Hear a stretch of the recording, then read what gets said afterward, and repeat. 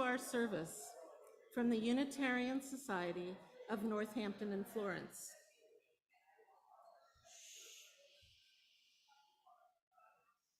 Good morning. I'm Emily Quintana, and I'm the Vice President and one of your General Assembly delegates. It's wonderful to see you here this morning, both in the Great Hall and online. Thank you to everyone who is helping make this service happen this morning. If you are new or returning after time away, we're very glad you're here. Feel free to fill out a blue welcome card, which you can put in the offering plate later in the service. There is also an online version that you'll find through the link in the chat. We'll put you on our email list so you can receive information about all of our activities. We strive to be a congregation that welcomes people of all ages, races, beliefs, backgrounds, sexual orientations, gender identities, and abilities. We belong to the Unitarian Universalist Association of Congregations, and we are guided and inspired by its values and principles. Our values and principles move us to remember that we are in Northampton, inhabit unceded lands of the Pecumtuck and Nipmuc peoples. They remind us to acknowledge our responsibility to face the legacies of dispossession and systemic racism that are a part of our collective history, even as we also affirm and celebrate the legacies that inspire us. Please save the date for an urgent congregational meeting on Sunday, September 10th after service. There will be a vote on the heat pump project that you'll be hearing more about. If you are on Zoom, we ask that you please keep your videos off, except during the greeting. And if you're in the Great Hall, a reminder that if you are sitting in the pews on the piano side, please mask up. And now we will begin our service.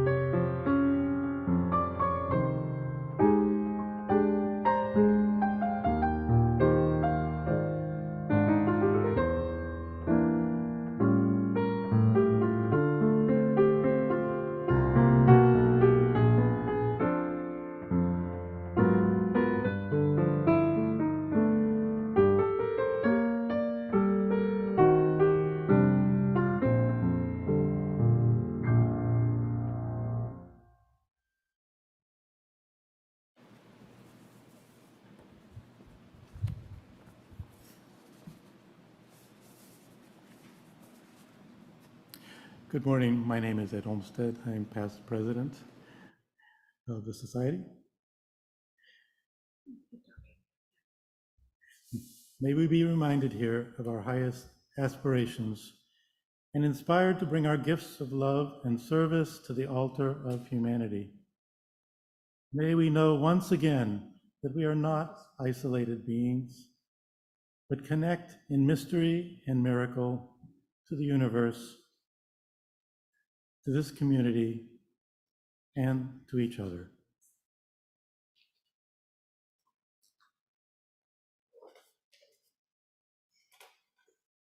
I invite everyone to rise in body or spirit for our chalice lighting. We'll remain standing for the first hymn.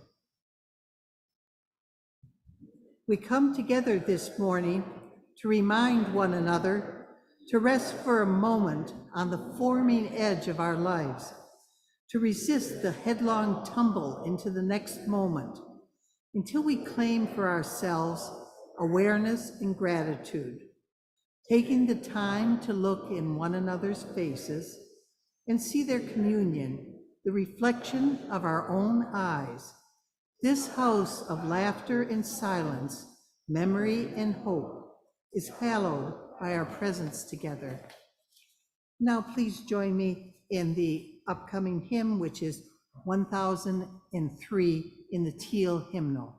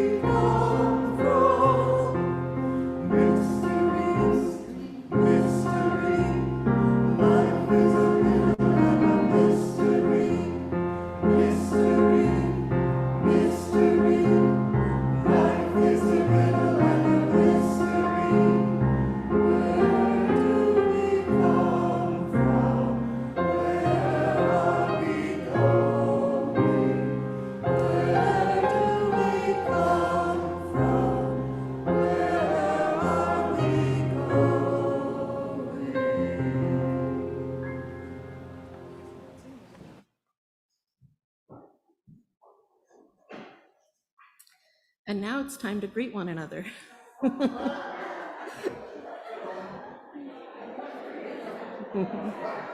If you're on Zoom, you are invited to turn on your videos. Wave and say hello.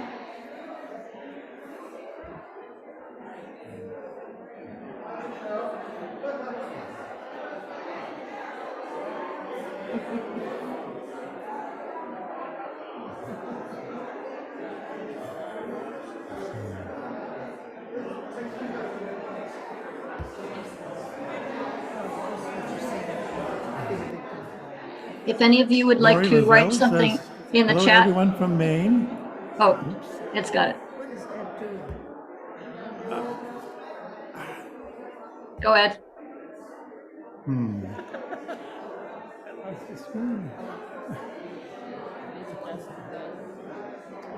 Look for Zoom on the Oh, bottom. there it is. There, right there. It's this one, I think. I want it. Click on that blue one. Left button. It won't get bigger, I wonder. The mouse has been a little funny. Yeah, the mouse is not working very well. The good news is they can still see. They can still see. It's okay. They can All right. still see us there. Yeah. You We're can not still gonna see be the able to see podium. this one. Okay. Hi, John. Hi, Julie in Vermont. Yeah. Hi, Melissa in New Mexico. It's mine.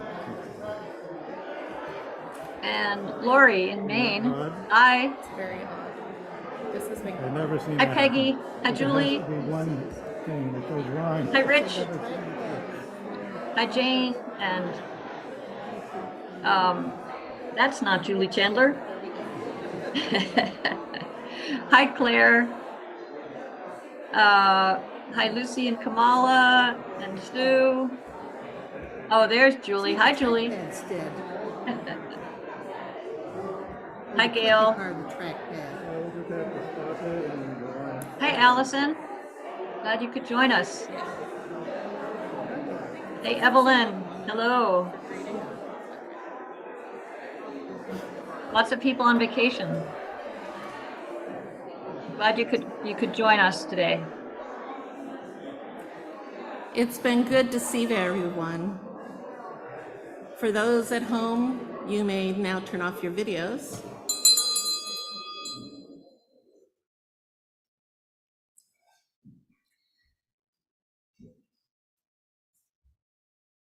Our generosity makes everything we do possible, and it helps us support organizations and movements in the greater community. Half of the proceeds of each week's offering support the Society's operating budget, and half are shared outside our walls. The organizations we are currently supporting are listed on the screen. If you are participating on Zoom or YouTube, you can mail in a check or donate online. The link is in the chat. Our morning offering will now be given and gratefully received.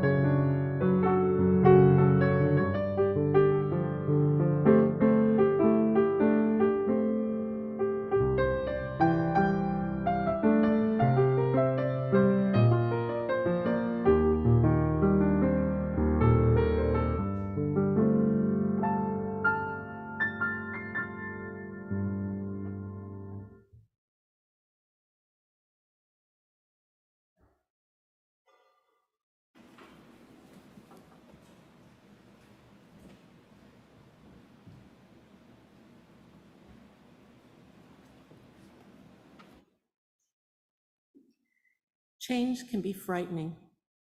We hate uncertainty, and change involves loss, leaving the old and entering the new. Individuals react differently to change. Some may resist it, while others embrace it. Buddhists say acceptance is acknowledging what is. This doesn't mean you necessarily like it, just that you acknowledge what is true in this moment. Acceptance is not synonymous with passivity or with surrendering all efforts to make things different.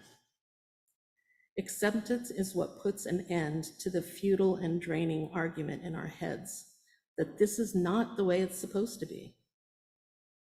Acceptance frees us to start changing the situation or changing ourselves in relation to it. Change is both emotionally challenging and inevitable. We can wisely agree to start from where we actually are, considering what actually is and how we want to respond to the change. Let's take a moment together in silence.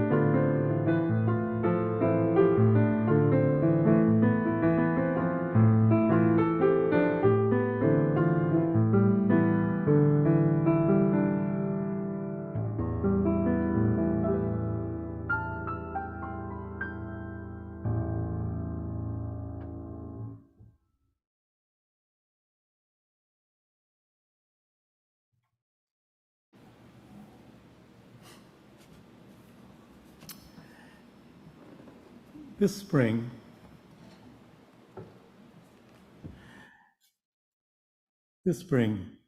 five of us, Emily Quintana, Kathy Lilly, Sarah Metcalf, Corky Klimzak, and myself volunteered and then were appointed by the USNF board as delegates to this year's Unitarian Universalist Association, the UUA, General Assembly.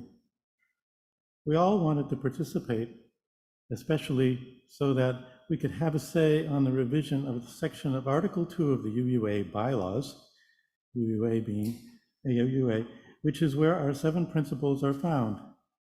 These were last revised in 1987. Janet and Jessica were also registered as delegates in their leadership roles. General Assembly, or GA, had both online and in-person components. Of the 5 of us appointed delegates, Kathy Lilly attended in person and the rest of us joined virtually. GA provided an online platform for suggesting amendments to the newly proposed Article 2. Engaged UU members nationwide submitted, discussed, and debated amendments prior to and during the assembly. In preparation for GA, we here gathered feedback from those of you who reached out individually to us or attended informational or listening sessions.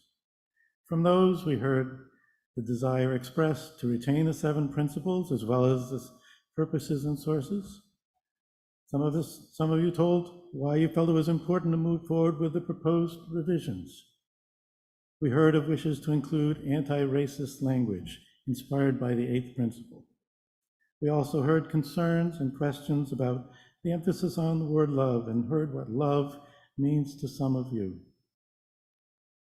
Thank you for all who participated. During the service, you will hear from 4 of us some pieces of what we took away from our GA experience.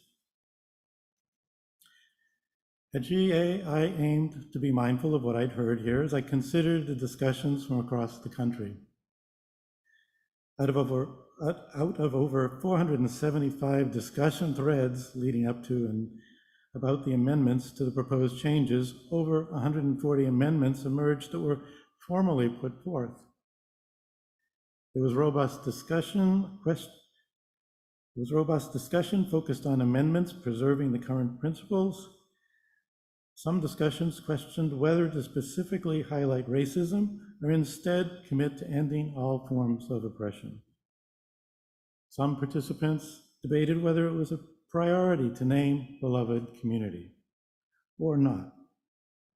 The engagement and discussion was heartening, despite the fact that very few of the amendments were ultimately considered. Personally, I believe we are at a pivotal moment in this country, one where we have yet another chance to overcome the persistently lingering impact of slavery as it continues in the form of racism. As we edge tangibly closer to this goal, resistance has powerfully increased. Think voter suppression. To meet this strong resistance, I see the need for strong, clear statements specifically naming and challenging racism. The proposed Article 2 says, "We covenant to dismantle racism and all forms of oppression. We are accountable to each other for this work." The first sentence means to me that we covenant to stand with those who are experiencing the brunt of racially based and other oppressions. I understand by the second that we commit to being accountable to each other and especially to those who have been and are continuing to experience harm. As for beloved community, I believe that by naming beloved communities, we are taking at least 2 important steps. First, we are embracing language and aspirations from underrepresented communities, including the energy and the perspectives of younger generations. Second, by nurturing and building beloved communities, we counter hate with loving action. These changes to these articles are a step in a journey that aspires to build on what we have as we open our doors wider. At GA, the vote was in support of the work of the Article 2 committee and the process. Of the participating 2,109 delegates, 1,800 plus, or 86%, voted to approve moving the proposed Article 2 package towards a final vote next year. I believe that by accepting and leaning into the language and the vision of those who have crafted these changes, we have an opportunity for enrichment and deepening our loving connections.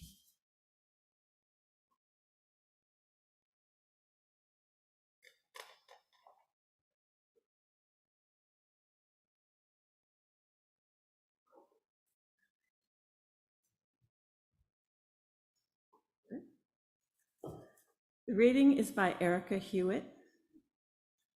To be a Unitarian Universalist means we'll never be done with the work of telling the truth about oppression, the work of resisting any laws, policies, or practices that deny anyone their humanity, the work of stubbornly seeking out the spark of the divine in each other, no matter what, the work of creating heaven on earth.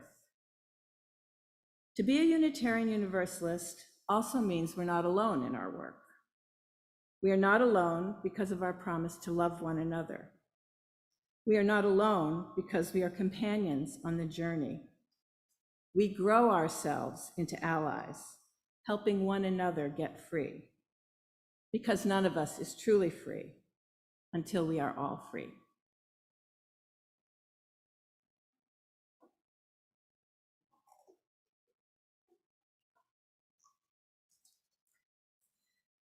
Hello, my name is Kathy Lilly. I'm the chair of the Newcomers Connection team, and I was an in-person delegate to General Assembly this year.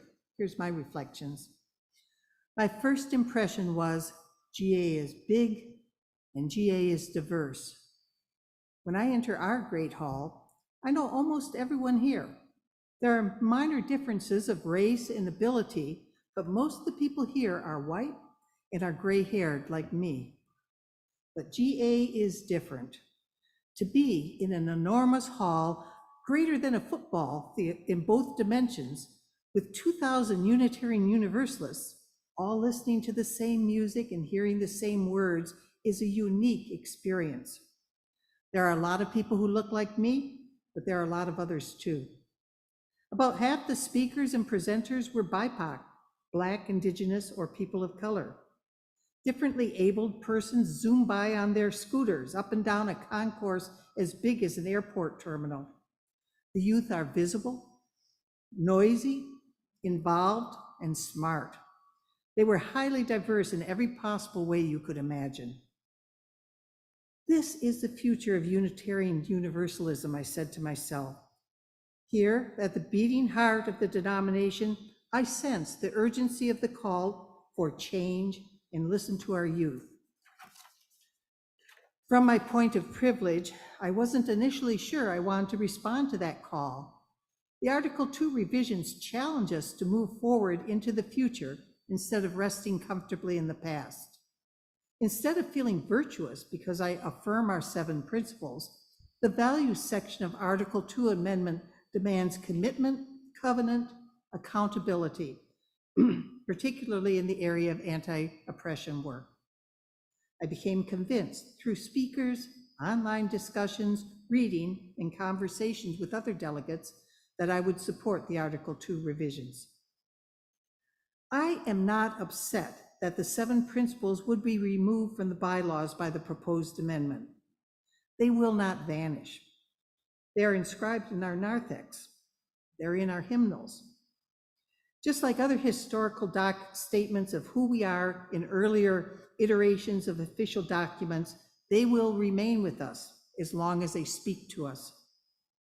50 years from now, I believe if you ask what are the 7 principles of Unitarian Universalism, you will find them in the books describing the evolving living tradition of our denomination, along with other numerous covenants and statements of belief that have been part of our tradition. I look forward to discussing and implementing here at USNF the new covenants based on the values section articulated in the Article 2 amendment. I've been reading a lot about UUA history and our past stumbles and conflicts, particularly in regards to racism. But as we turn the reins of the association over to incoming president, Reverend Sophia Betancourt, a younger queer woman of color, I felt some hope. I thought that perhaps this time we would be more successful and that the forces of white supremacy culture with which we have struggled in our historically white institution might finally be overcome. I also supported the second major issue at GA, the divestment and reparations business resolution, which was proposed by a youth caucus. I supported it because the youth were correct. While there's always a reason to go slower, the catastrophes coming towards us are emergencies that require action rather than further discussion. Unfortunately, it did not pass this time. GA was an emotionally charged experience. I felt with joy the instant connection with the people I met who shared my values and hopes. I was moved by the communal singing of our favorite hymns. I saw and appreciated the commitment from our leadership to ask the hard questions and do the hard work of moving this large and naturally resistant institution into the future.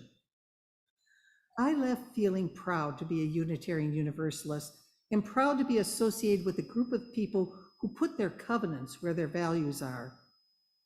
I'm moved by the new articulation of our values in the Article 2 revision. I'm looking forward to walking forward into the future in community and covenant with my fellow UUs.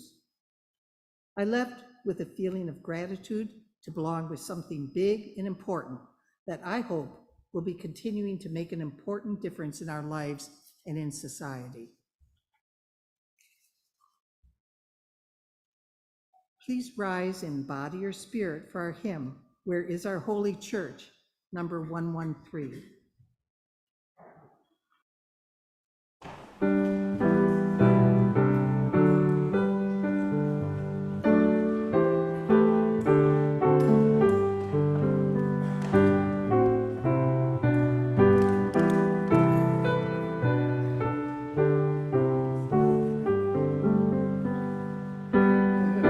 Holy Church, where is our God?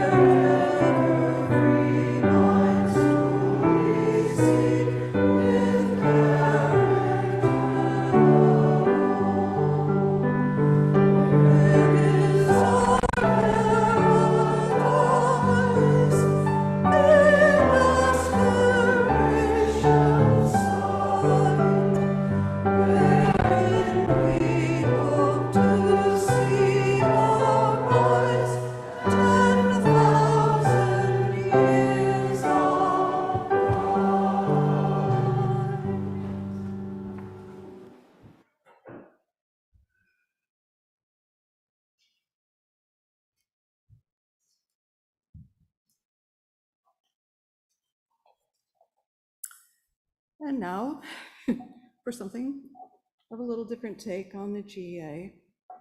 What do you expect? I'm Sarah Metcalf, in case you don't know me, and I've been here a long time. I have never paid much attention to the UUA.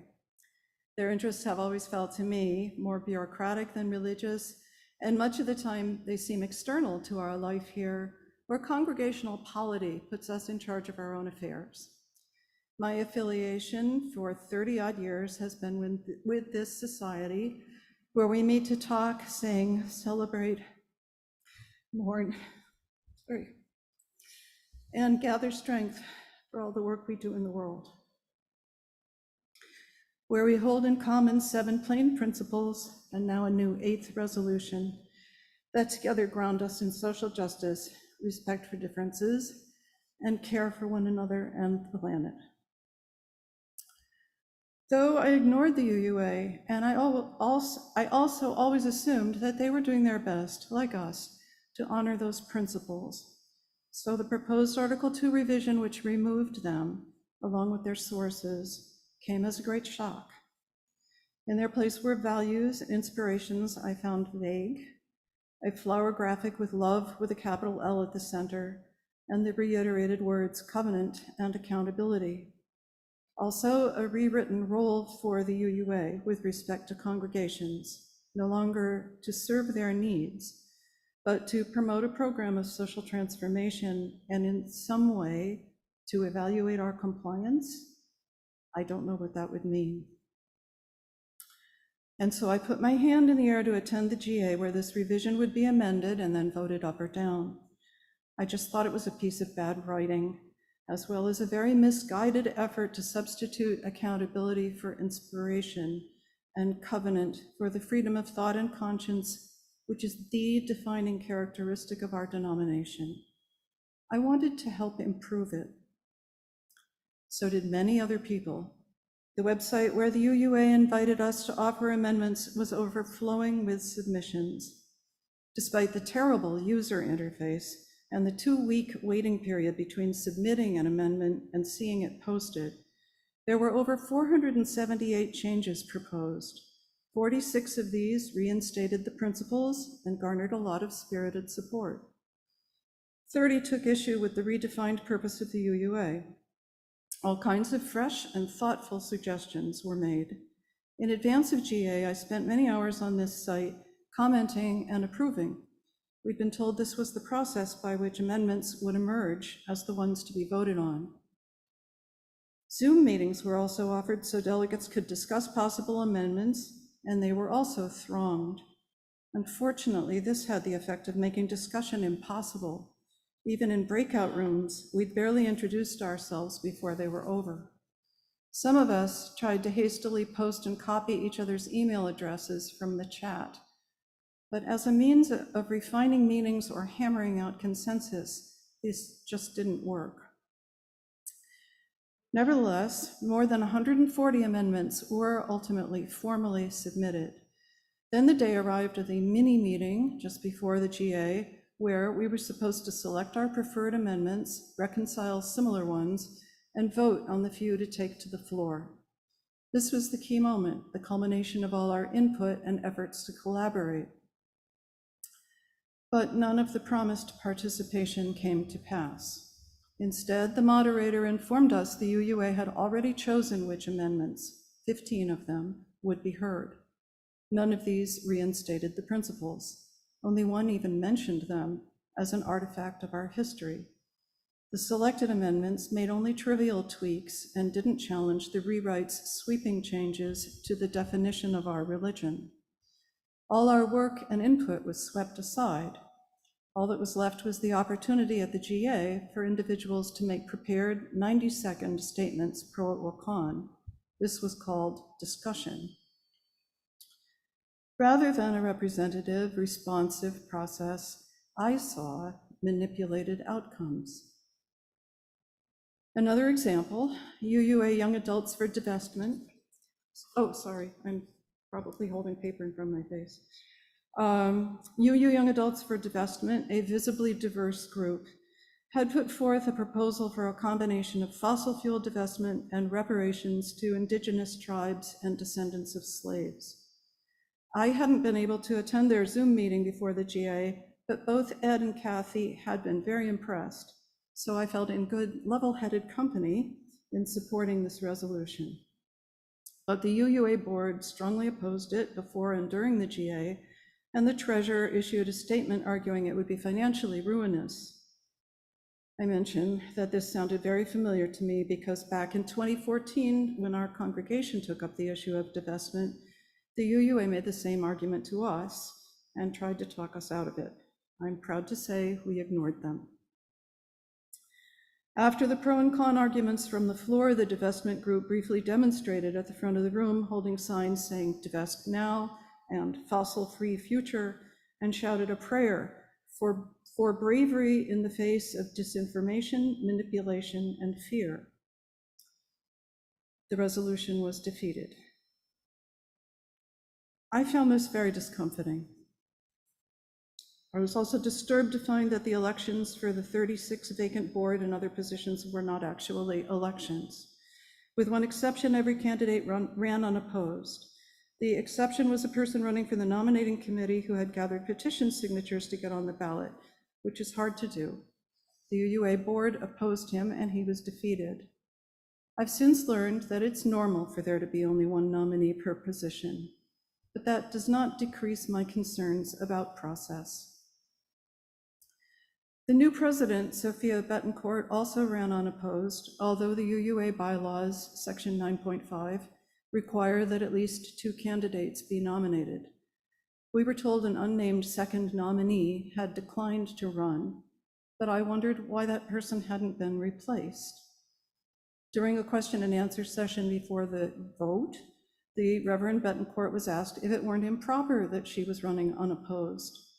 The moderator jumped in to sharply rebuke the questioner, calling their question racist and sexist. The Reverend Betancourt identifies as Afro-Latina. The use of democratic process is still for now one of our principles, but I regard this as manufactured consent. The other principles that seemed to me most particularly left behind are the ones describing freedom of intellect and conscience, and even acceptance of one another. Members of the Article 2 Study Commission in their writings and from the floor of the GA have said that attachment to the right of conscience is a form of individualism that undermines the goal of creating the beloved community. They have characterized criticisms of their work as fearful, attached to white privilege, and looking backwards into a comfortable past. I see these as ad hominem statements and not arguments. Finally, I felt deliberately misled. At the GA, we were repeatedly assured that a yes vote on the Article 2 revision was not for its passage, but just continuing discussion until the final vote next year. But that's a very misleading statement. Next year, any amendment will require a petition signed by 15 member congregations and a 75% upvote. That might be possible, but it would be very tough to assemble. I have additional concerns I'm not going to talk about now, but I will say I came away from this experience very dismayed and afraid for the future of our denomination and for the society I love so much. I worry we're poised to transform from a supportive, tolerant faith into an ideologically driven organization intensely, if not exclusively, focused on a centralized anti-racism program, which seems so far to be expressed primarily through criticism of our own membership. The UUA does not seem to me to be modeling either democratic process or the freedom to disagree, the 2 most potent weapons society can wield against tyranny, at a moment when those weapons need champions. Principles, by definition, are precisely those articles of faith that hold true in all weather, and there is no question that racism is a profound offense to our principles of inherent worth, justice, and equity, and that it demands our attention, as we have affirmed. but all the principles work in concert to describe the society we want to live in and the ethics it requires. We need them, and we need to practice them. I hope, and I urgently recommend, that we have a long, deep, frank, respectful, congregation-wide conversation about the choices we now face.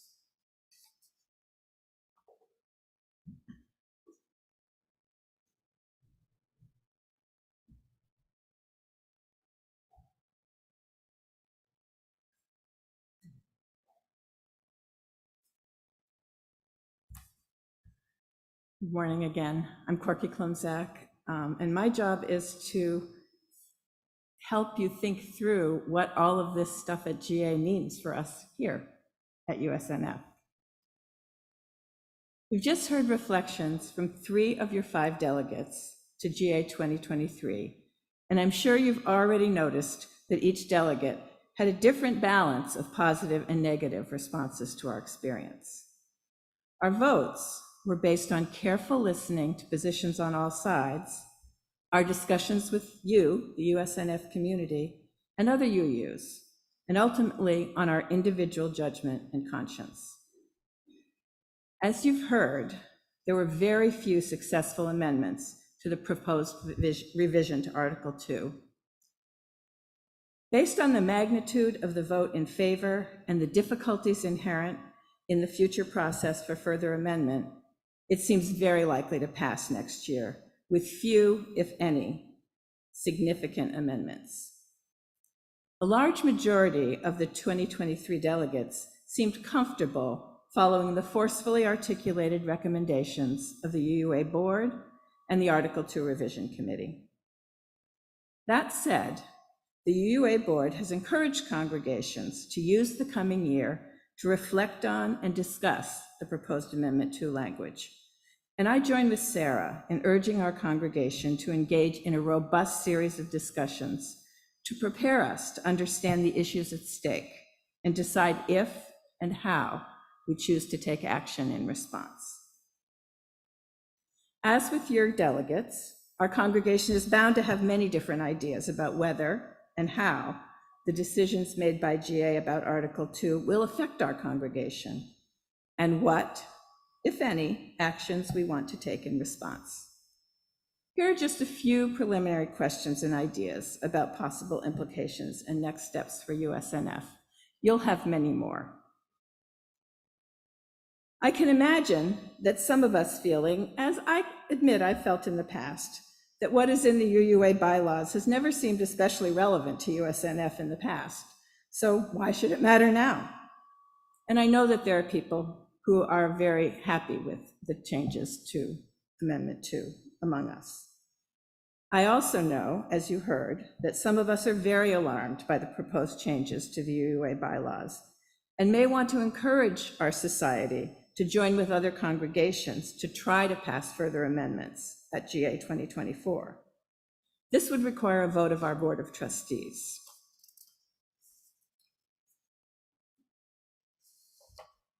Whatever the final wording of Article 2 turns out to be, it's clear that we will eventually have decisions to make about the language we want to use to explain the tenets of our faith to newcomers and adults and children in lifespan our religious education. Will we continue to refer to the 7 principles and 6 sources? Will we replace these with the new set of values articulated in the proposed revision of Article 2? Will we forge a middle path that combines both approaches, or perhaps define our own unique approach? How and by whom will these decisions be made? It's stated in the Article 2 amendment that each congregation is free to develop its own statements of principles, mission, and purpose, as long as we don't require that our members affirm a creed. As we did in crafting the USNF mission statement, we might consider a process to develop a position statement articulating what foundational principles and values are most important to us as a congregation. In preparation for such an undertaking, it would be important to generate wide participation in decisions about how USNF members feel about the existing 7 principles and 6 sources and the proposed changes to Amendment 2, while also considering alternative ways to articulate our faith, to determine a future direction for our society. There's good news. The good news is that by passing the 8th principle at our 2023 annual meeting here, we are already aligned with one of the central proposed changes to Article 2, which commits congregations to work towards beloved community by accountably taking action to dismantle racism and white supremacy. We have decisions to make about how we will act on and be accountable for this commitment we made at our annual meeting. Another key change that Sarah mentioned to Article 2 is this, and Ed mentioned, is the centering of love with a capital L in our value system. We might want to discuss how we feel about this and what it might look like for us to center love in our values. There was some controversy and lack of clarity about how love is defined in the proposed amendment, leaving room for congregations and individual UUs to make decisions about what it means for us. And finally, what involvement, if any, do we want to have with other UUA programs and initiatives, such as the process for divestiture of UUA investments in fossil fuels, and/or the direction UUA reparations should take? Both are under discussion. If we choose to be more involved than we have been in the past in denominational affairs, how will our congregation be kept informed about what our national organization is doing? If we want to help shape the UUA agenda, and I hope we will need to plan how to accomplish this goal. I sincerely hope that over the coming year, there will be discussions among the trustees, at the coordinating council, and among our members and friends about what the changes being proposed by our denominational leadership mean for USNF, and if and how they might lead to changes in our programs or practices. I hope you'll add your voice to these discussions about the future of our congregation and its relationship to the UUA. Who knows? You might even want to consider volunteering as a delegate for GA 2024, when more denominational initiatives and issues will be considered and the wording of Article 2 will be finalized.